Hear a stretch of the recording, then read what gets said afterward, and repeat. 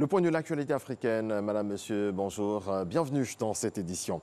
On démarre en Guinée-Bissau. Les électeurs ont voté hier pour des législatives, des élections censées mettre un terme à la crise ouverte au sein du parti au pouvoir, le Parti africain pour l'indépendance de la Guinée et du Cap-Vert, PAIGC, et qui a mis aux prises le président José Mario Vaz et un de ses ex-premiers ministres.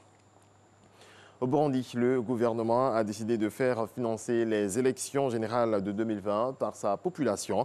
Pour remplir cet objectif, une compétition intercommunale vient d'être instaurée par l'État. Celle-ci permettra de désigner la commune qui aura récolté plus de contributions. Des milliers de personnes se sont rassemblées hier dans plusieurs villes de France en soutien aux manifestations qui ont lieu en Algérie contre un 5e mandat d'Abdelaziz Bouteflika à Paris, où la préfecture a comptabilisé 10 000 manifestants. L'arrivée de l'opposant Rachid Nekaz dans le cortège a provoqué un mouvement de foule. Le président Abdelaziz Bouteflika a regagné Alger hier après-midi à l'issue d'une visite privée à Genève en Suisse, au cours de laquelle il a effectué ses contrôles médicaux périodiques.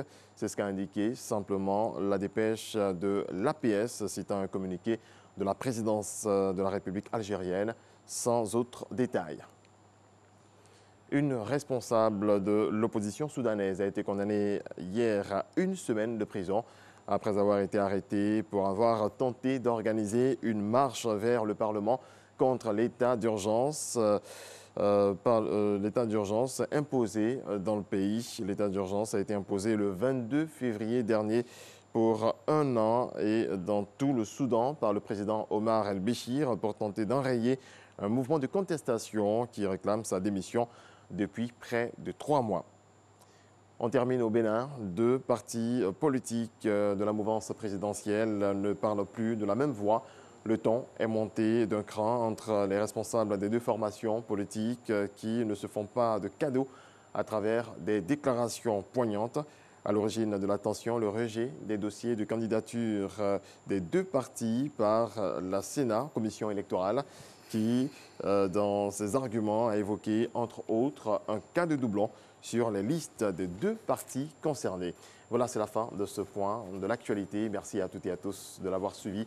On se retrouve à 7 h pour un développement de l'actualité internationale.